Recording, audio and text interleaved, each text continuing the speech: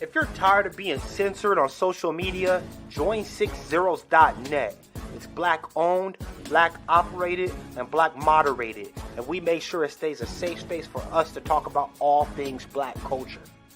We also got some cool gear like the FDM cotton crew neck, the Fearless Ancestors tee, hats, and more. Check us out at 6zeros.net.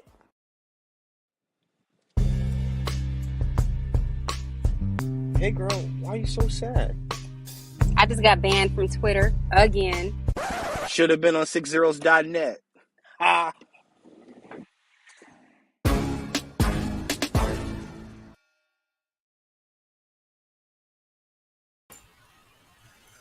All right, welcome to the Beatzilla PDX official news break.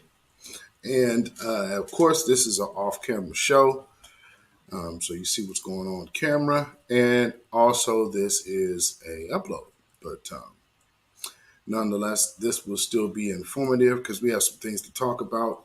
And this is about understanding anti-Black racism and understanding the great replacement theory. So with that being said, I'm going to first, give a shout out to the families of the slain of the racial massacre in Buffalo. To all the families and all the people who lost their lives, peace and power to y'all. Unfortunate situation, and we have a lot to see in the news that these people are trying to go to great lengths trying to change the subject into gun control past the clear situation of anti-Black violence. So we, of course, also know that a lot of our officials have been absolutely dead quiet. They have said nothing. When they've had the opportunity to, they again said nothing and started pivoting to other subjects. I guess they have all gotten together and figured out what they're going to do. So what you're going to start now seeing roped into the conversation that is actually involving anti-Black racial violence. You're seeing now anti-Semitic being thrown in there, and nativist conspiracy rhetoric, which again has nothing to do with the man writing the N-word on his gun, writing a manifesto, wanting to kill Black people, and had the wrong impression of Black people's place here at that. Or shall I say, was using a false impression in his argument for that. With that being said, let me do this.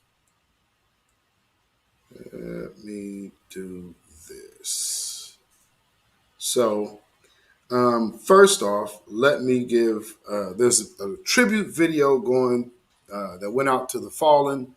So without further ado, let me just give you that. I will be playing this without the music, but so you guys can see the people who unfortunately lost their lives in Buffalo's Saturday's shooting in Buffalo, New York.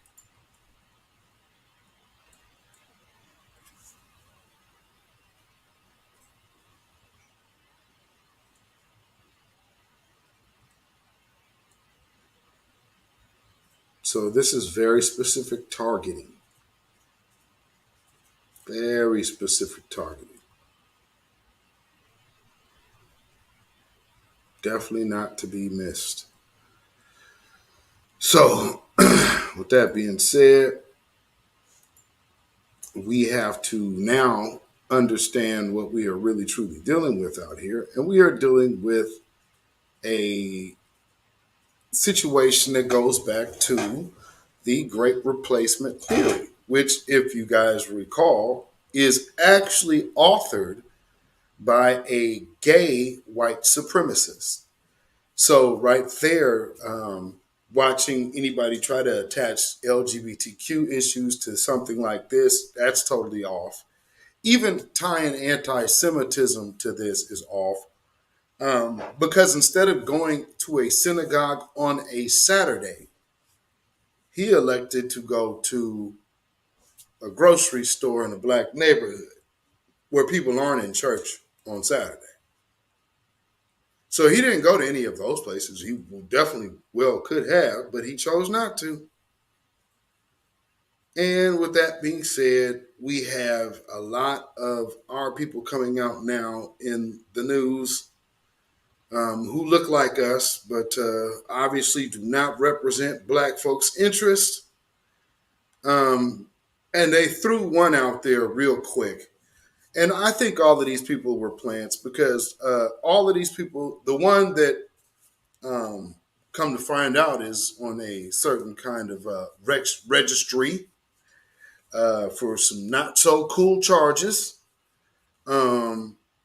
He was right promptly in front of a camera talking about how the table or the bench in front of the store was his office.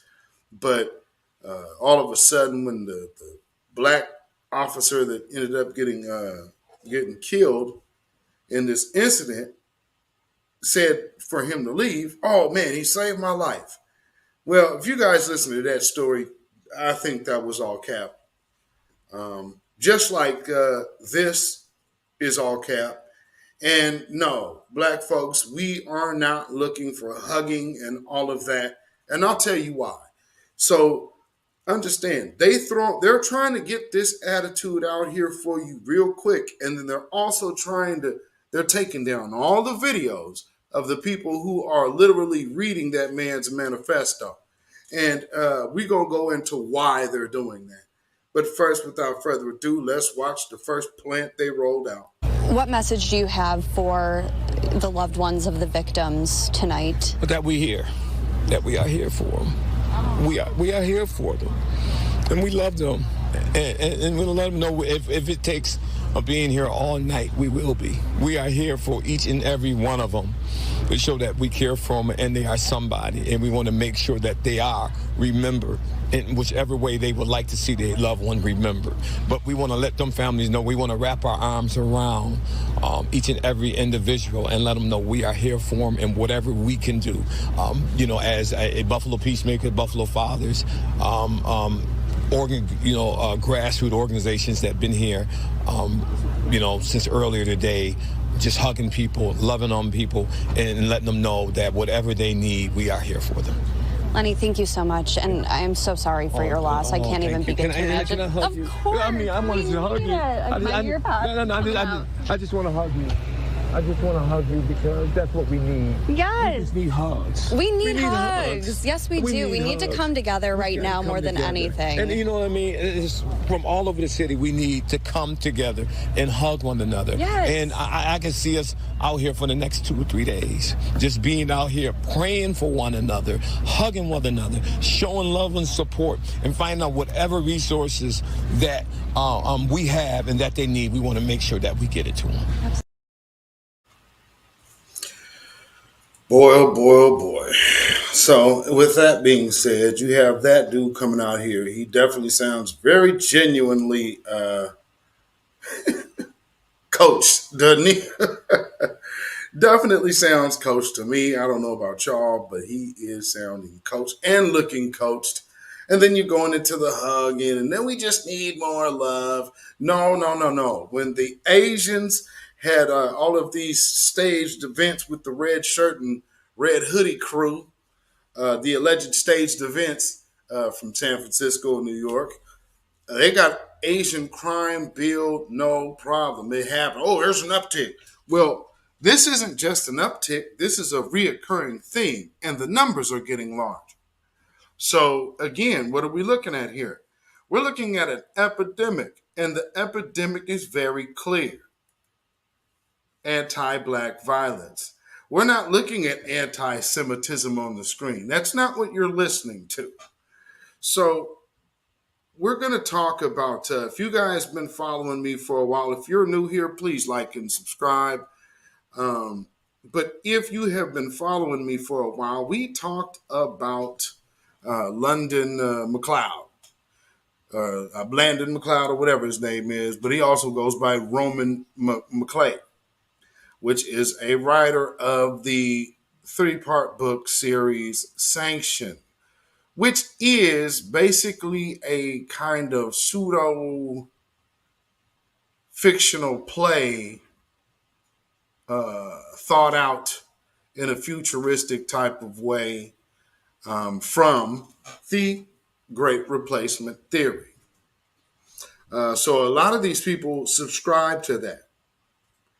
And that's this guy right here. That's, you see him on your screen, Roman McCray. Now, if you look up to the top corner, you'll notice something here.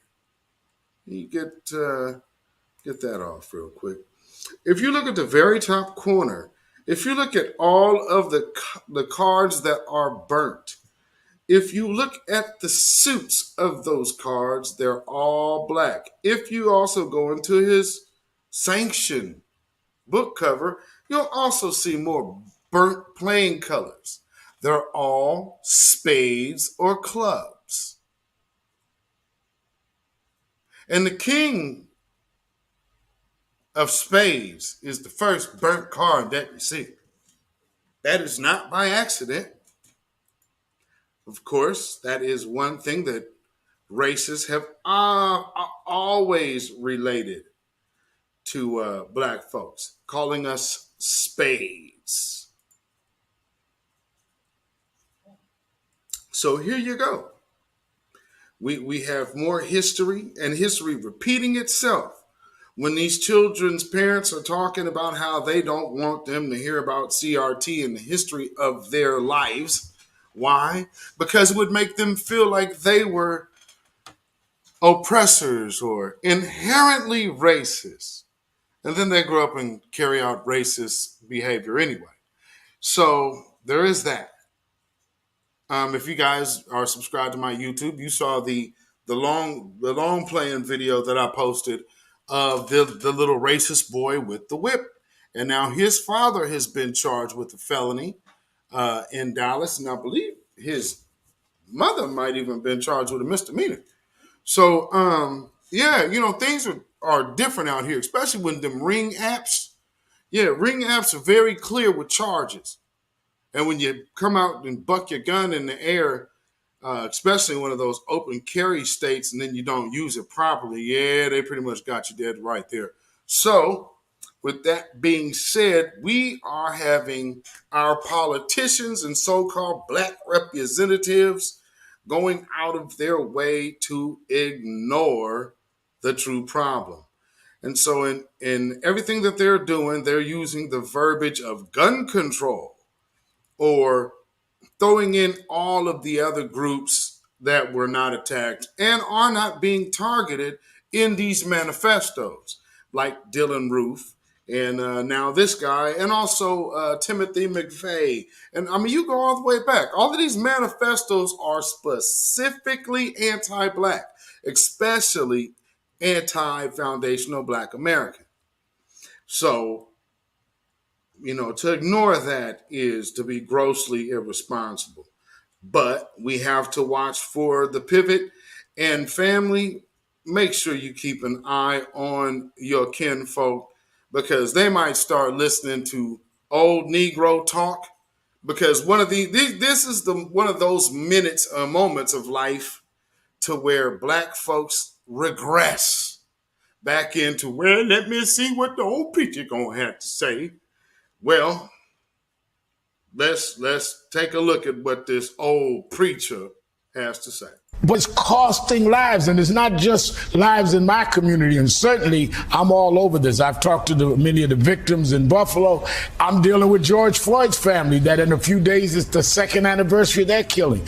But you can't just fight for your tribe. You've got to say this goes across Jews, Latinos, LGBTQ. Now, only one group has been targeted in these manifestos. I repeat. However, you can't just go, yes, you absolutely did that, when you stood up for the Asian community, not the black, but the Asian, and didn't say you have to take the black community with you. That didn't come out of your mouth, Al. So why is this all of a sudden so important for you guys to be talking to us? I don't think so. But there's more. Whether it's Buffalo or any of the mass shootings that we have endured over the past week, because there are now a daily occurrence. But what happened in Buffalo seems exceptionally evil, if it's possible. I think where we go from here is that we must collectively, and I agree with her, including Native Americans, and we should always do that because they were here as the natives of this land. But I think we need a White House summit. We need to set a national strategy on how we deal with hate and how we hold those accountable that in any way advances toward what led to this. What happened in Buffalo? This young man was radicalized by organized efforts that used communications. It didn't just drop out the sky. It happened because it was methodically organized, and we're going to keep doing it. What we cannot do is go from Buffalo to the next scene, the next scene, and the next scene. We need to stop and say to collectively, we don't have to agree on everything. We're going to be attacked by people in our area for even being together. But I'd rather be attacked for standing with people I disagree with on some issues than to be going to the next funeral to do another eulogy because I didn't have the courage to stand up and say enough is enough. We need to work together and stop this.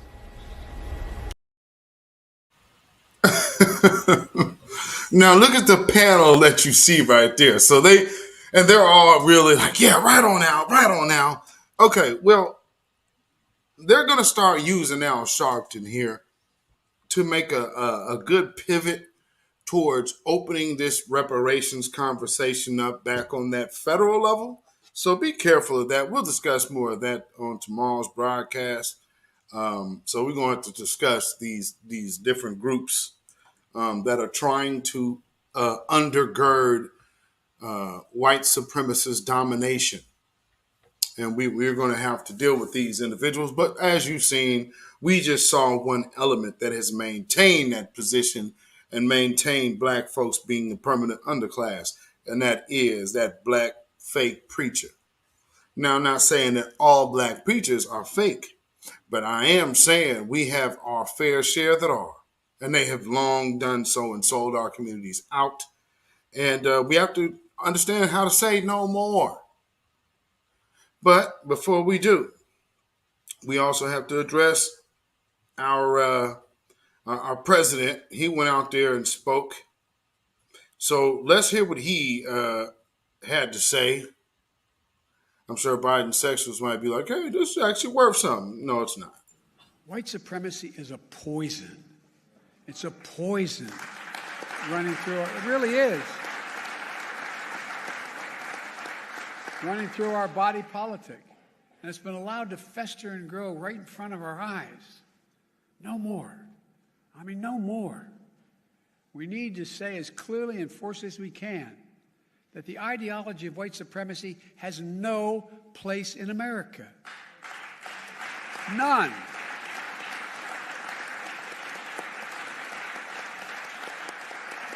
And look, failure for us to not say that, failure in saying that, is going to be complicity. Silence is complicity. It's complicity. We cannot remain silent. Okay.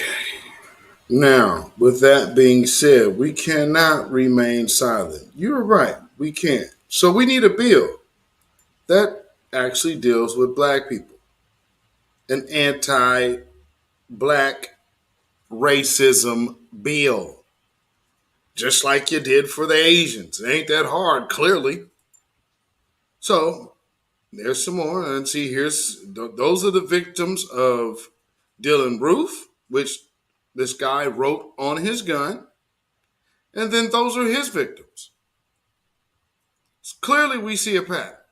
And by the way, Nicholas Cruz they're trying to figure out his jury for his death sentencing. So there's that going on as well. So I want to read to you this story. And this is about Roman McCrae's book. And this is a review about the book. So it says, and this is the title: When It Sobs, It Sings.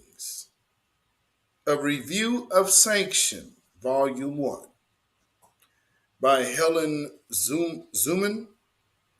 Now, I just want to stop right there. When it sobs, it sings. What's happening right now with black folks over there talking about praying and hugging and crying, and then they having prayer vigils, holding hands, singing "We Shall Overcome"? So when it sobs, it sings. There is a direct read of their perceived enemy. So it's not just like, oh, somebody's being radicalized online. No. No, there's literature, all kind of stuff. We know better than that. So it goes to read. I don't reread books as a rule, but I am now rereading Sanction, Volume 1 by Roman McCrae. Why? Let me tell you a story. In 1994, when I was a freshman at Harvard, my mother gave me a copy of a book published by the Subway and Elevated Press Company. So his mother gave him this book, or her mother gave her the book. Let's see, featuring a shout out to one of my only cousins called Bomb the Suburbs. A slim volume, interesting title, by graffiti artist and hip hopper William Upski Wimsatt, with a title scrawled in black marker on a yellow and black background. It features a note, and on the back cover explaining, quote, why you should read this long A.S., unquote.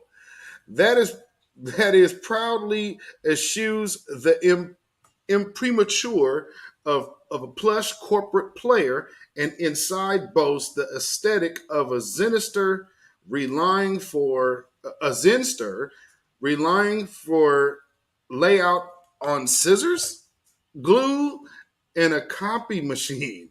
However, this book rocked my world, which is why I'm still talking about it 25 years later. I would say, and now this is me interjecting right here. I would say that is one of those books that probably is very much written in code, just like this is. But this now. Of course, this sounds like a bunch of word salad right now, but it's about to going to start. It's going to start getting a lot clearer here in the next paragraph. Not only did it explode my understanding of what Euro descendant college track young person could do with his or her life, but it also exploded my notions of what a book could be. In a mad mashup of essay, opinion, memoir, and poetry, Upski drives right for the meat of each tale, eschewing niceties like transitions and context. It's as if he knows your soul is starving and is determined to cram it in with some serious dense nutrition right now. Sanction in some ways is nothing like Bomb the Suburbs. It tells a single, if labyrinthine tale in constant voice and is anything but slim. However, it too has exploded not only my understanding of what matters, but and what the cosmos and I are up to. I wonder what meaning cosmos they're using, because if you're using it in the original Greek form, cosmos means a group of people, like say black folks would be a cosmos. White supremacists would be a cosmos. Eurocentric supremacist would be a cosmos. So I will continue. Where am I at here? Okay. And I have to, but also my perceptions, once again, of what a book can be. To wit, sanctions put honestly first risk extended stays in characters, roach ridden in cathedral ceilinged minds. Let me read that one again. Sanction puts honesty first, risks extended stays in characters roach ridden and cathedral ceilinged minds. It's a pretty elaborate breakdown, right? But understand what I just said in the last paragraph about the Eurocentric, Euro-centered descended. So, let's see. Minds hazards a wild tangle of guesses and the purposes of life, the universe and everything, and flings anthrax-tipped barbs at every cow held sacred by liberals still mourning what they see as tragic events of November 9th, 2016.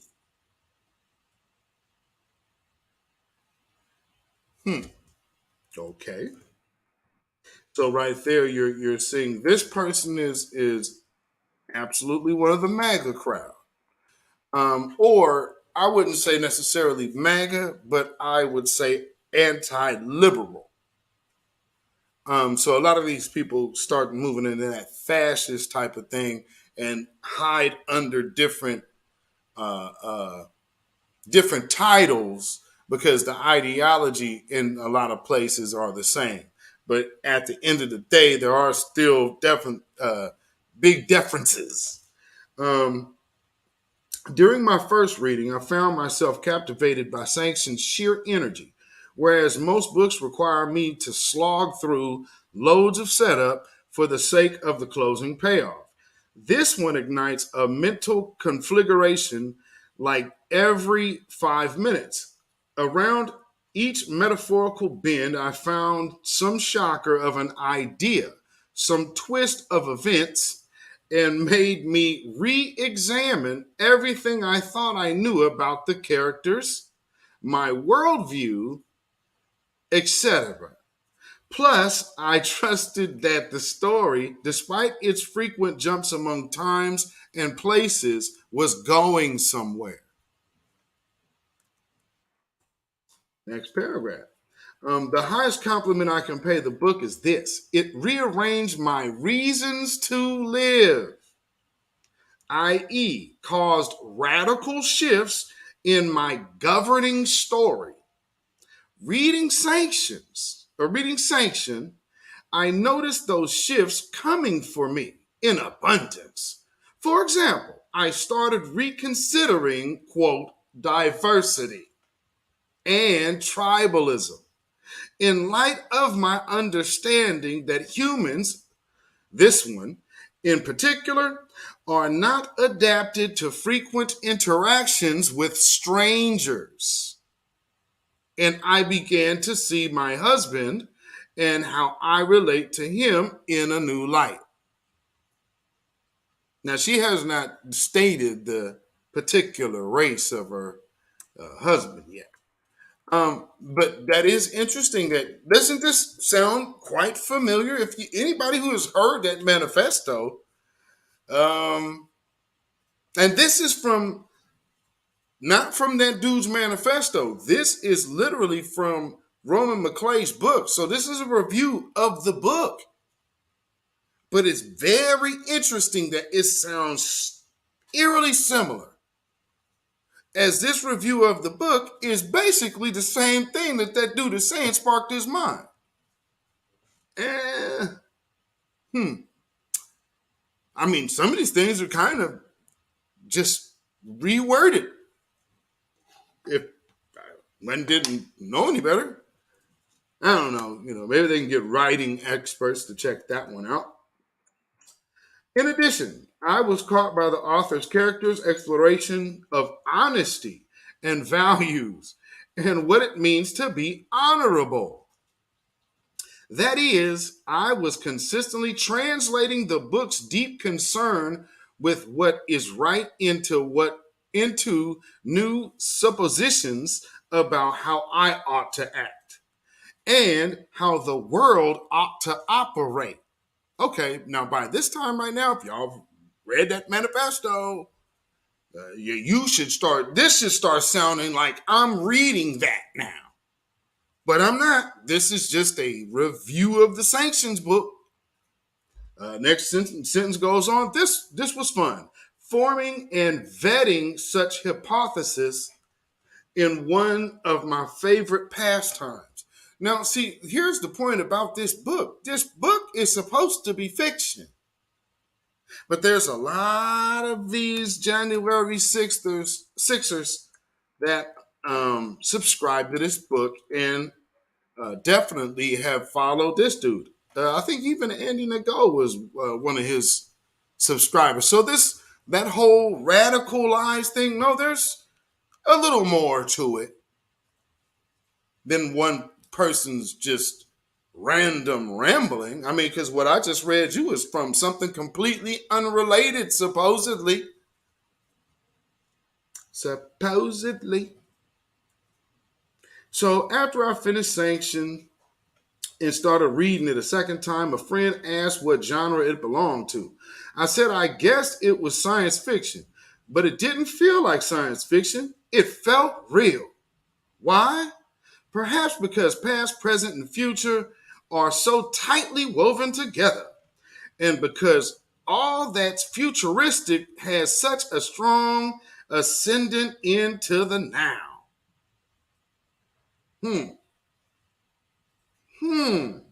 Are you catching those gaslighting words? So future, and it's futuristic, it's fiction, but it feels real.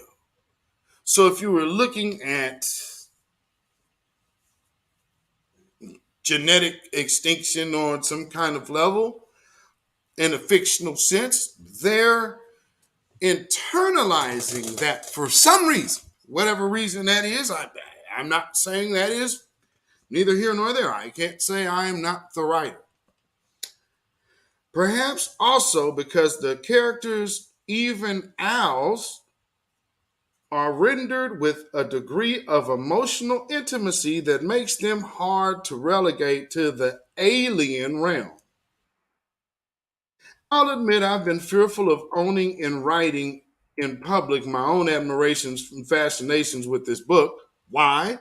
Because most people I know are liberals who might well, excuse me, who might well pillory me for such as touching a book that rips the lid off of maggot bin of racism.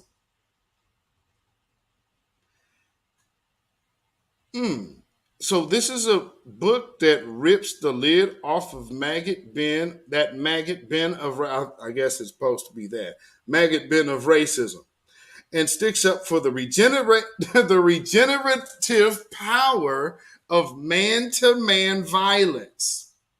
I, however, am not a liberal or a conservative, as neither left nor right can be trusted with air, water, soil, or relationships, never mind healing or kinship or joy. So I'm always digging beneath the surface for ideas and thoughts and stories that at least acknowledge, though they may not in the near term meet my and my fellow beings' deepest needs.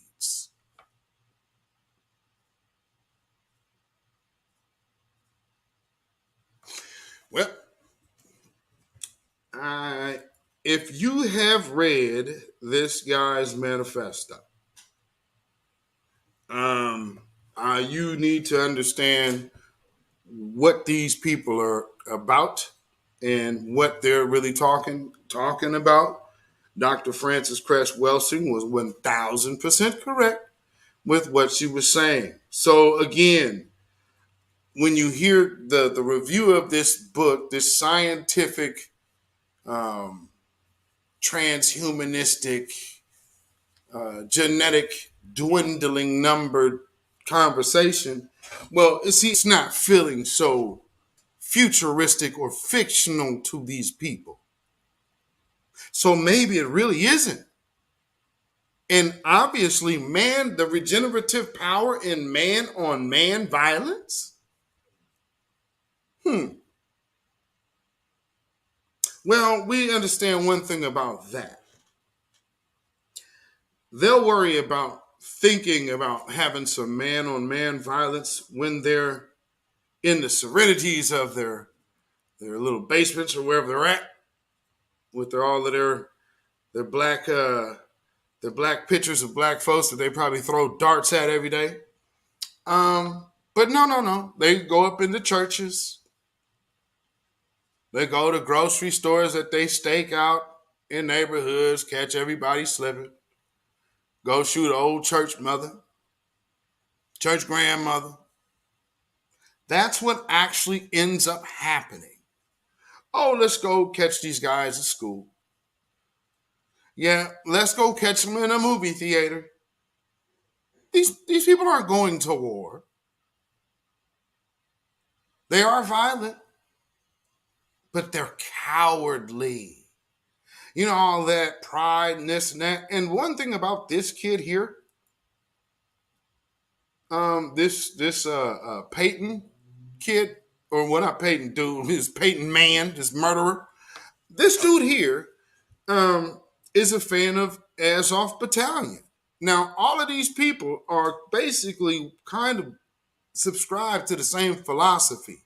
And I seen something today from one Chuck Schumer, who is now looking to reach out to this weird woman they got running this disinformation thing, and want her to curtail people's explanation of the great replacement theory.